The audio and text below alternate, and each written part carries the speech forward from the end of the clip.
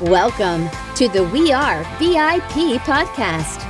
Each week, your host, Casey Hasten, Director of Recruiting at VIP, will bring you valuable insights from thought leaders, introduce you to incredible companies, and bring you tips for landing your dream job from our team of executive recruiters at VIP. And now, Casey Hasten. Welcome to the We Are VIP podcast, a podcast devoted to adding value to your career or candidate search, brought to you by VIP. I'm your host, Casey Hasten. I'm an executive recruiter, director of recruiting with VIP, and your all-around hiring guru. And you know, it is my absolute delight, and I know I say this every week, but every week I'm so excited when I get to interview such amazing guests, and today is no different. So I'd like to welcome Daren Martin, the culture architect, keynote speaker, and executive coach. Daren shows companies how to architect a true company of owners by creating a culture that engages and energizes and empowers people to act like owners. We're going to talk about that. He advises, speaks, and writes about company culture, limitless leadership, customer service, sales, and other performance topics. And it is my absolute honor to welcome Dr. Daren Martin to the show today. Casey! I'm so excited to be here with you. I came all the way from New Orleans to hang out with you in studio. You know what? I kept asking Alexandra yesterday. Alexandra, who's part of our production team, I can't do this without her. And you've talked to her quite a bit too as we've moved to this moment. But I was like, are you sure he's coming in person? Like, that's a long way to go. I made it. I am so glad you're here. I thoroughly enjoyed you speaking at Success North Dallas in April. It was amazing. And I've heard so many positive comments from our members and from our community. I mean, you just really poured into them. It was awesome, and having a lot of old friends and making some new ones at that. I mean, what an event. The thing's been going for almost 152 years, right? Or, I mean, it's been going for a while. Almost 35 years. And you're running the thing now. You took over from the great Bill Wallace, and look at you. Look at you going. It's a lot of fun. It's a lot of work, but I love that I get to pour into others on such a bigger scale now. Sure. And it's not, I mean, you can do a lot one-on-one, as you know, but when you can reach that bigger scale, that bigger audience, you get to have a bigger impact. Yeah. And I love that. Yeah, that's what it's all about, ultimately. Absolutely. Yeah. So tell us about you and why you're so fabulous. Okay. No pressure. No pressure. There's no pressure to that. So I have spent the bulk of my adult years basically going in and out of companies, everything from mom and pops to Fortune 50, Fortune 100 companies, and helping them be better, do better, perform better, get better results. You know as well as I do that companies that can get, for example, the culture piece right, can outperform every other company. And I'm going to, in terms of what I do, I'm going to give a very strategic answer to that I would not normally give. But you're an executive recruiter. Yes. So I'm going to make this super easy. Okay. I help create companies that make your job easier. Oh, because yes. you know when you say, Amen. hey, I want you to go to this company, and they start calling their friends and they're like, no, and they go and they look on Glassdoor or whatever other thing of choice, right? Yes. And they start getting all this negative press. They don't want to go there. But you know the exceptions to that when you've got a company that people, just the sound of the name, they know them by reputation, they know them by their friends have said, you've got a chance to work at XYZ. So that's my sole existence, is to make your job easier, Casey. I love you even more now because, and let me tell you, we're a little different at VIP because we choose the companies that we will work for. Of course. Where a lot of them will say, you need a body, we'll get you one. Yeah. And we don't do that because my motto is, if I wouldn't work for that company, I'm not going to ask anybody else to. Good for you. Good for you. So it's really important to us that we find that culture fit and that we find that, it's got to mesh on all levels, Sure. not just the skill set. Sure, absolutely. Yeah. And that's got to be a magical kind of experience when you're able to match make at that level, because next to a personal relationship, significant other, all of that, what's more important than where you spend the bulk of your time every week? And when you're able to do that with, veracity and do that in a way that they call you, later and go, thank you, thank you, thank you. I'm so, on both counts, right? Yeah. That the company's pleased, the person's pleased. And a lot of that just has to do with company culture. I know they say to somebody who's good with a hammer, everything's a nail. Well, everything to me boils down to that. But there's a lot of research and a lot of anecdotal information, et cetera, that really supports that. That the air you breathe when you walk in a company makes the difference between whether people want to stay or they're looking for the next exit. I want to point something out, because I think too, sometimes people getting so used, they think that toxic culture, that bad culture is the norm, that when they walk into a good culture, they don't know how to handle it. Yeah. Have you seen that? Oh yeah, absolutely. It's the old frog in the kettle thing that, keep turning Yeah. up the heat, and before you know it, they're boiled. They don't even know what's happening. Because they take abnormality, dysfunction, Yes. as, oh, well, this is normal. This is what everybody deals with. Or they talk to other people that are in bad cultures, and those folks say, well, what are you griping about? That happens at my company too. Yeah. And unfortunately, what's the statistics say? Only 16% of executives say their culture's where it needs to be. So that means it's not getting as much attention as it should. And what's that producing from a result standpoint is the fact that 85% of people say they either hate their job, strongly dislike their job.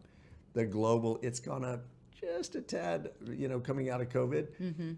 15% employee engagement rate, highly engaged employees around the globe. 15%. That's ridiculous. I mean, that's, in America, it's 29%, which is not, that's like a three-legged stool with only one leg, a 6-string guitar with 2 strings. I mean, I could go on and on. Take anything, divide by 3, Right. And that's abysmal. It shouldn't be that way. No, it absolutely shouldn't be that way. And I talk about it all the time on this podcast. I count myself so fortunate to have dumb lucked into a company that has such a fabulous culture. Yeah. And I try to look, and I keep telling, somebody needs to do a case study on VIP. I'm not even kidding, to see what they're doing right. Because we have new people that come in, and we've got very little turnover.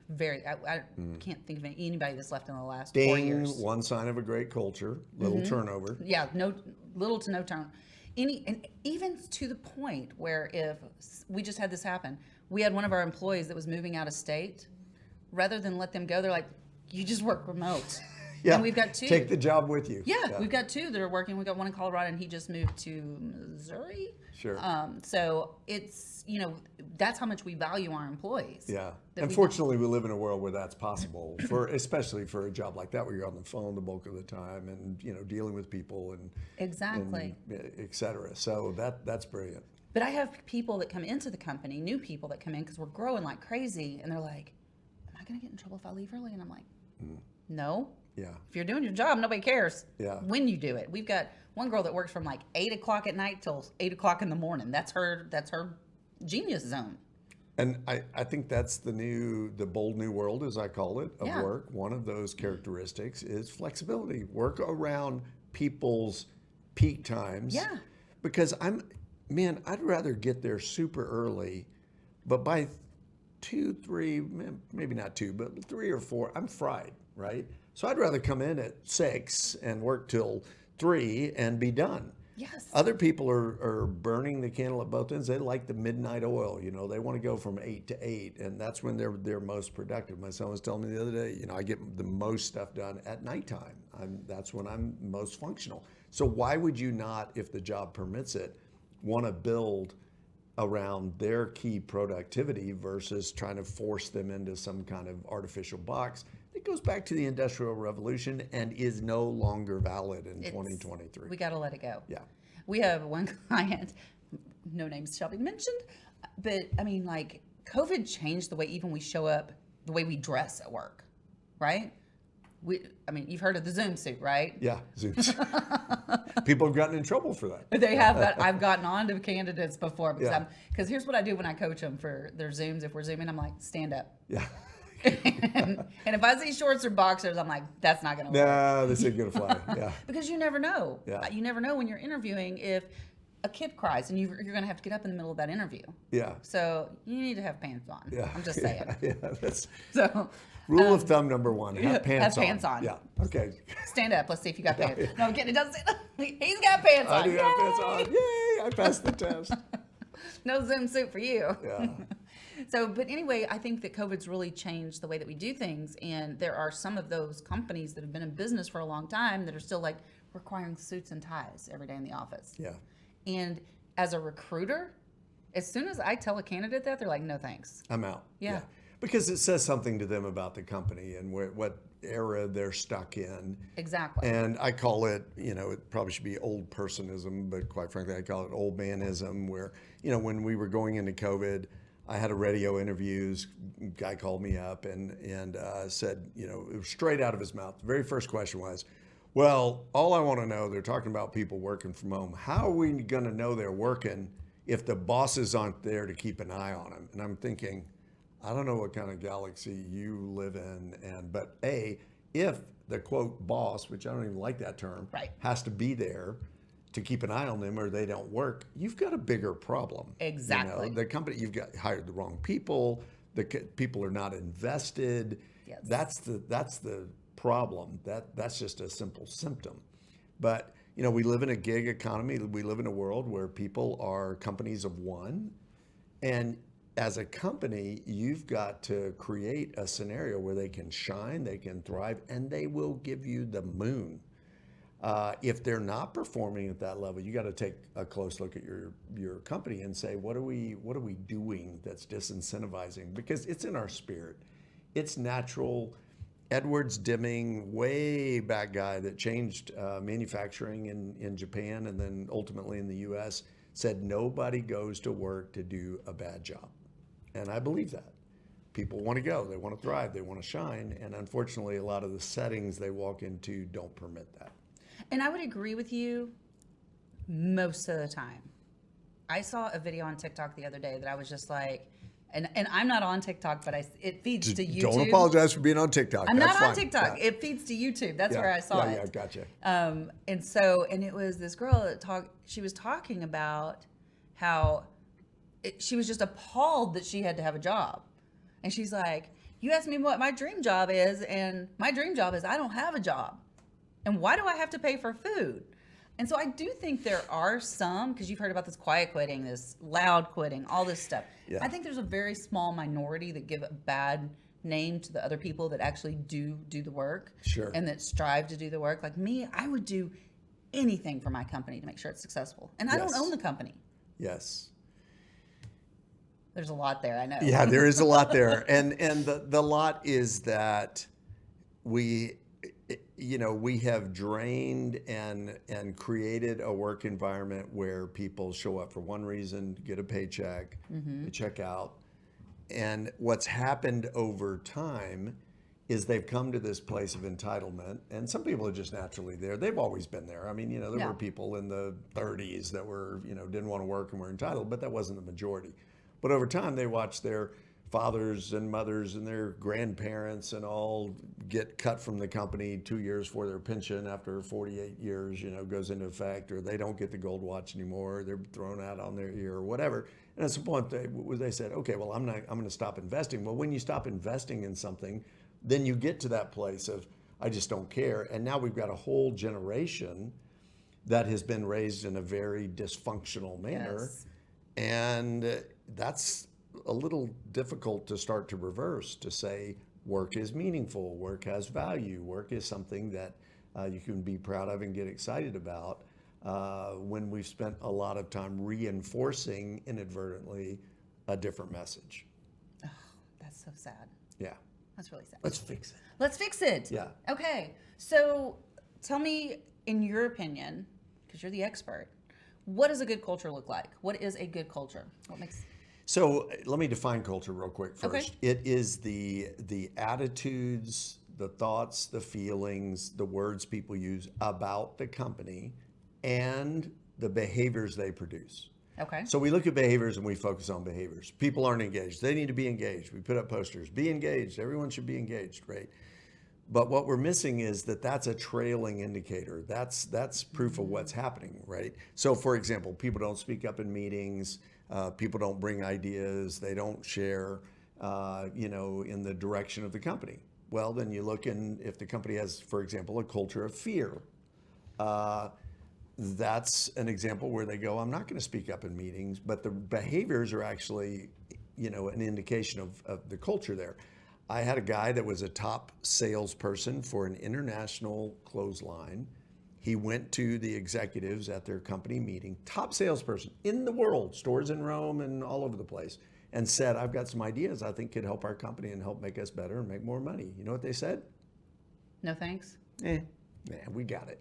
Thank you. You know what he did? He quit. Oh my gosh, of course And he he went did. to a company where they would listen to him. So, culture is very much about the combination of people being excited about the company and feeling and having the actual opportunity to thrive for themselves. People say, well, how do you get a company where, like my book, how do you get a company where people act like owners? How do you get people to act like owners? Treat them like owners.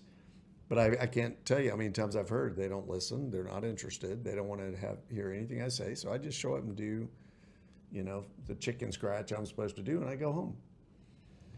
That is so interesting. I mean, I'm sorry, but everything you're saying, I'm like, oh my gosh, VIP's got it right. Yes. Yes. And I would encourage you to have a conversation with our managing partner, Mike Haynes, because I think there's some really good synergy there. But I think I've met Mike Haynes. You probably met him at the meeting. Yeah. But I would encourage a one-on-one conversation there. But it's just like nobody.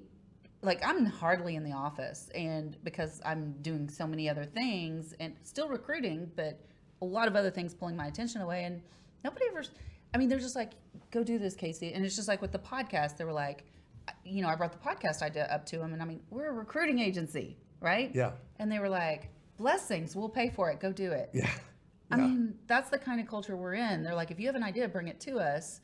And if we can, we'll help you fulfill it. If not, we'll find a place for you to fulfill it. So I actually love the name, the brand, this right here, right?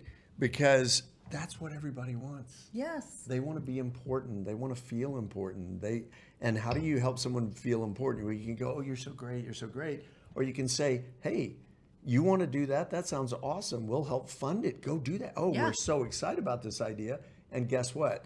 Then all of a sudden you get excited about doing something that's going to be grand for the company, and you feel like a VIP. When people feel appreciated, accepted, autonomous, they feel like they've got some ability to go out and make something happen. Like I said, they'll give you the moon. They will do all sorts of things to prosper that company. When they don't feel like a very important person, in fact, when they feel like a cog in the machine or just a number, they mail it in. Yeah, and that is so true, because whenever I set up my personal brand, because I kind of wanted to set myself away from the noise of all the other recruiters, and I was like one of the first ones to do that. Good for you. And everybody was like, well, what's your call to action? I'm like, go visit VIP. Yeah. Because it was never about me. Yeah, it was about setting me apart from other recruiters, but everything on my personal website pushes right back to VIP. Yeah, I love it. And I wouldn't do that if I didn't have such faith and confidence that they would do the same for me. I love it. So I did a speaking gig, well, I'll give them a shout out, but for the 500 senior executives and then the people that they, handpicked throughout the year. The company Select Medical, they at that point were 50,000 people. Who knows where they are now? That's a lot. So they told me they had a great culture. I'm like, okay, let's see. I'll be the judge of that. I'm the culture expert. But I'm standing next to this person in line, and she's saying, I love this company. I said, well, tell me what you love about it? She goes, well, for starters, everybody I know works there. My mom works there. My cousin works there. My next door neighbor works there. My babysitter works. I'm just going, wait a minute. How did all these people come to work for the company? She goes, because I told them this is a great company. That's when you know that people are excited, when they're enthusiastic about pulling other people in, and that just makes your job a lot easier. So funny story about that. Recruiting's not my first gig. Yes. But my first recruiting gig was with a major national recruiting, one of number 2 in the nation. or in the world. And we had a huge team over there. And so when I left, I'd been there for like 5 years. And when I left, I started picking off the ones that I really liked to work with. Yeah. And so I've brought about 5 of those over in the last 5 years. Check you out. Only my favorites. Yeah, of course. Blake, Alex, by the way. Yeah, sure. And that was an easy decision for you to make. You'd Yes. seen them perform. You knew what they were capable of. So yeah, that's a great strategy. Companies don't always like that when they're being cherry picked like that, but they wouldn't be if there was something there that people were excited about. That is so true. So you mentioned earlier about the low engagement. Yeah. What do you think is contributing to that, and how do we fix it? So I posted something recently or a while back. It was on LinkedIn, and I gave a 4-answer sort of survey. And the survey was basically, what is one thing that would increase your performance exponentially? A better culture, right? Better tools and resources, a different manager. And the last one was the ability to get work done. Basically, it was stated as autonomy and support, encouragement. Autonomy and encouragement. I thought, culture architect, they're going to come back, but people don't really connect the dots on how culture answers that question. But they came back and said autonomy and encouragement. 50% of the people that responded. I will give more if I feel like I have a say, if I feel like I'm listened to, if I feel like I'm involved, and that you're coming alongside. Yeah. Like you have been, you've had the company come alongside and said, love this idea, and guess what? You're doing it. Yeah. That's to me what really creates that engagement. Invest in me, I'm going to invest in you. It's the same in any relationship. I mean, think about I've been married coming up on 7 years. My wife's amazing. You've met her. I have met Elise. First thing I walked in and, everybody's going, well, where's Elise? And she's not with me. Well, go home then. We don't want you. I think Bill literally told you to leave. Yeah, he did. He's like, well, leave. I'm like, well, Casey may not like that very much. But if it's not a mutual deal, if that's a complete one-way street, one of us is not going to be around very long, right? It's got to be a mutual feeding into each other, and companies forget that. Yeah. I've had people say, well, they get a paycheck, don't they? That should be enough. It's not enough. It's not enough. It is not enough. Money is not, that's the baseline. That's just the base expectation. Yeah. If you said, hey, will you do the podcast? And I said, well, yeah, I'm interested. And you said, well, we have chairs. I would be like, great. Okay. We have cameras. I'd be going, oh, well, I would assume all that. Right? That's money. Yeah. So it's got to be more than that. It's at the great Real News PR Studios, which is really, this is a spectacular studio. It is. And they have snacks. And they have snacks. They have so many snacks. I keep grazing when I'm coming through so on bad. the cashews and all the stuff. Yeah. I'll grab one. But yeah, it's a great environment. Mm-hmm. And with culture, people will get this. You can walk into a store or a place and feel it. It's palpable. When you walk into a store and everybody's running around chaotically, or everybody looks depressed or upset or angry, they've had a bad day, or when you get to the register and they complain about that, yes. How's it going? I get off in an hour, then it's a terrible culture. When people are vivacious and brilliant and excited and you can just feel the air there, that's a whole different space. And to your point, like even when you walk into the studios, you feel the culture that Jeff Curley's created here. Yeah. He always, and I love, and I've totally plagiarized this, he calls it his Thank God It's Monday. Yeah. Yeah. Oh, okay. I'm stealing that. See? Isn't it good? I do that from stage all the time. So I mimic. I say, I'm going to do 2 things, and you tell me if it's Monday or Tuesday. And of course, the first one is, and then the other one's, and everybody knows. They go, oh, that's Friday. The other one's Monday. Yeah. But I love it. Thank God it's Monday. Isn't that great? That's what happens when people are excited to be there. Exactly. And that is truly how I feel when I go to work on Mondays, because it's like, I can't wait to get back. We literally walk in the office and hug each other. Yeah. I love it. Because we're a family. Casey, think about the ripple effect. When that's the case, guess what? You go meet your friends, you've got family, you get together with people, you bring that same energy. When that's not the case, you hate what you do. You can't wait for Friday and it's Wednesday and you're just trudging through. You bring that energy in as well. Yeah. And the ripple effect of the impact on that family member, that person, that friend, that then spreads to the next person they encounter. It's a sickness. It's contagious. My buddy called it, or I heard somebody call it mood poisoning. There's a lot of mood poisoning. I'm going to steal that. Yeah, steal away. What do they say? Creativity is remembering what you heard, but forgetting where you heard it from. We'll just forgive each other for all the stealing today. No, there's no stealing. It's just sharing. We're sharing. Yeah. Sharing is caring. Yeah, absolutely. Okay, so I want to ask you, out of all your speaking engagements, what is one message you want everyone to hear?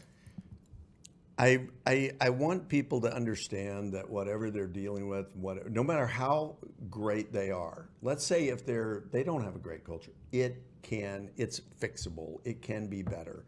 If they've got a really great culture, that can even advance and be better than that. My core message is obviously filters around this owner. I mean, that's my Wall Street Journal, USA Today bestseller, a company of owners. Right here. And that book has hit a chord because what executive doesn't want a company where everybody acts like an owner? Yeah, how do we get that? And when you act like an owner, you get on the radar and you get the attention, and next thing you know, you're being elevated. Those things are happening. Yeah. We were talking, Bill just inspired a new book idea, but I perform where you are. We were just talking about that as a concept, right? So I want people to feel empowered to go be their best self at work, and I want companies to be empowered to help people be their best self at work. And if I can do that, I feel like I change a generation, and that's enough for me. That's a lot, and I do feel like you can change a generation. And so I want to talk about your book for just a second. So, A Company of Owners. I have my own autographed copy. Thank you very much. And you actually autographed one for our managing partner, Mike Haynes, too. So I appreciate that. But, what inspired you to write this book, and what can people learn from it? Okay, so the first part's easy. I was I had a 10-year running contract with a $20 billion oil and gas company. I was working with everything from the C-suite to the people closest to the valve, as I say. So I got a great cross-section of the company. And I stopped him in the hallway one day and I said, Dave, you need to fire your employees. And he looked at me, he was like, Daren, what are you talking about? I can't fire my employees. I said, fire them all. And he's like, you've gone insane, right? I said, you don't want employees, you want people who act like owners. Bang, little light bulb went off over his head. He said, hey, can you come talk about that at our next big manager meeting or select all our top leadership? And I did, and then I did that, and then that caught fire, and then I did. And finally one day I said, well, these ideas bouncing around, I ought to put them in a book, which I did. So the core message of the book is that when people feel empowered and are actually empowered, they perform. And the flip side of that is when you perform and you act like an owner, guess what? You get noticed. Yep. What's the old thing about if you are great at your craft and you really excel, you will perform before kings, or you'll be invited, before royalty, because people recognize that. And don't let the job tell you how high you're supposed to be able to go. Don't let anybody else do that. You do that. You've got to decide that for yourself. And from a company standpoint, don't put people in that trap. This is proven. You take a flea and you put them in a jar and you block them at only 14 inches, and they can jump much higher. When you take that jar lid off after 5, 6, whatever days, they will never, ever jump higher than 14 inches again. Really? Because they've been conditioned. That's as high as I can go. And unfortunately, our culture does that to people. Companies do that to people. And I'm saying, let's break out of that. Yeah. We weren't created for that. We're created to go much higher. And so let's create a world where that happens. I love that. I just made a snap decision. Okay, decision. I'm not going to ask you all of our VIP questions today, because I'm going to ask you some very different ones, based on some conversations that we had. Don't be scared. I'm scared. You have that look on your face like, oh no. No. Okay, first of all, trivia. What was the only movie that was filmed in the Stanley, the hotel? I don't know why I wore my Stanley Hotel shirt. Actually, funny story about this shirt. This was staff only. I did not like the shirts they had in the gift shop, but I wanted a shirt, and I saw the ones the staff had. My wife talked to the GM and said, "Hey, it's his birthday. Can he please?" You know, and he promises Go never to wear it Elise. in the hotel. Nobody's going to think he works here. Anyway, they sent me one. It was a thank you, Stanley Hotel. The Stanley Hotel is where Stephen King, true story, was inspired to write The Shining. He wrote it. When Kubrick came to make the movie, he looked at it and said, "No, we're going to shoot the outside, but we're going to go film all the exterior in some place." It was Iowa, Idaho, one of the I's. Sorry, don't mean to be offensive to people from Iowa, Idaho. But, and rest of the story, Stephen King hated it, came back and did a television series about it, and he actually filmed it there. But the trivia question is, what famous movie was filmed in the Stanley Hotel? Everybody that I've ever asked will say The Shining. I said The Shining when we talked about it earlier. Nope. It was Dumb and Dumber. You remember the staircase scene where they're coming down with all the frills? Yes, and, you know, yes. Jim Carrey is standing on the, the deal and going to the bar. That's all the Stanley. That is crazy. Okay, my next question. How did you meet your wife? So D Magazine reached out to me and they said, we want you to be the subscriber of the month. Okay. For September. And so I was honored and I thought, oh, well, that's cool. You'll be in the magazine. We're going to do this little piece on you and so forth. Well, you need to come in for a photo shoot. I get off the elevator at D Magazine and there sat this incredible person that was behind the desk and she knew me. She was like, "You're Daren Martin." And I went, because she had done her research. Yeah. We were talking about that here, Exactly. right? So she knew me. She started showing me around. I asked questions about her. She had grown up overseas. I had grown up overseas. We had a lot. Anyway, a month later, there was other things need to get out of the way.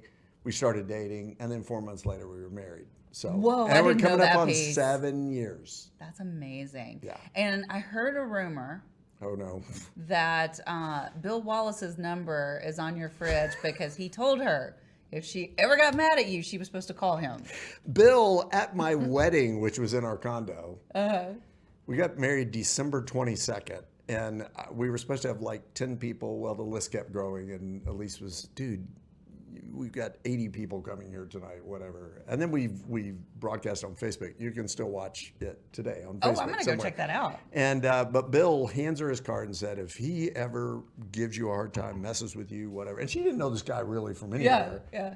You call me. She has kept that card. Fortunately, she's come close, but she's never had to use it.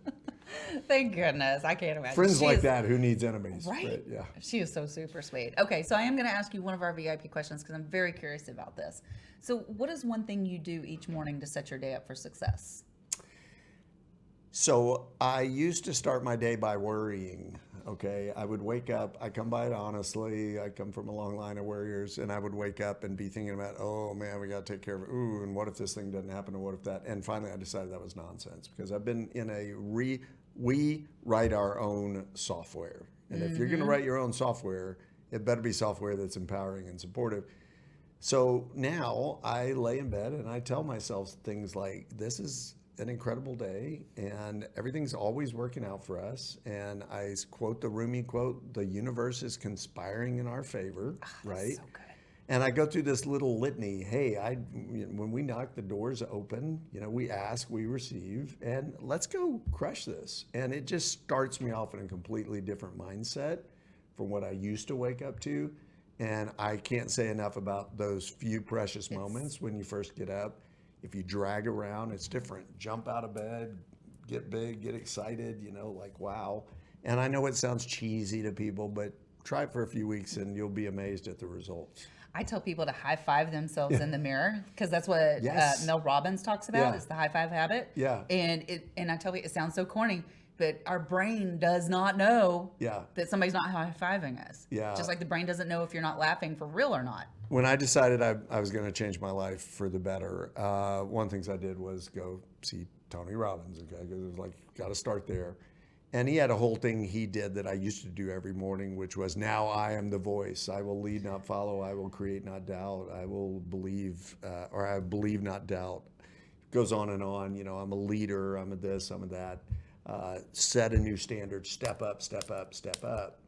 And there's a lot of power in that. There's so much power. Yeah. I have about 15 affirmations that I do each morning. And I make sure that they're across all the different sections of my life. So friends, family, work, you know, finance, all of those. I have at least one affirmation for each of those areas. They are extremely powerful. It's on my list. I've got a book called Mind Tattoos, which is just all, you know, affirmations, incantations, you know, inspirational saying, whatever you want to call them. And they really do have value. They do. Yeah. Yeah. Words have power. So how do people find you? Well, I could give you my home address, but that would be a little creepy, okay, if you show up there. But although I heard it's a beautiful place in New Orleans. It's a 120-year-old house. We love it. So really easy if you spell my name right. D-A-R, one R, and an E, Daren Martin. My email is Daren@DarenMartin.com. My website is obviously DarenMartin.com. Then I'm on Instagram, LinkedIn, Twitter, you know, TikTok, Tinder. No, I'm just kidding. I was actually going to say shame about TikTok, but I think I'll save it for the Tinder. That's always really funny when I'm speaking and my wife's in the back of there and she's like, okay, Yeah, right. Really. But no, I'm not on Tinder. But any of those, you know, but reach out to me. That's my email. Yeah. That's my direct to me email, Daren@DarenMartin.com. I'd love to hear from you. I love that so much. Thank you so much for making the trip here in person. It's so much better. There's so much more energy in the room when You're amazing. in person. Yeah, You're I'm amazing. glad we were able to do this I in am person. too. It is always so much more fun. I just have one last thing to say to you. Okay. You are a VIP. Oh, thank you. Well, I feel like a VIP, and it takes one to know one. So I'm going to put that right back at you. So thank you. And that's a wrap for today. Join us next week here on the We Are VIP podcast. We'd love to know how we can help you be a VIP. To find out more, log on to wearevip.com.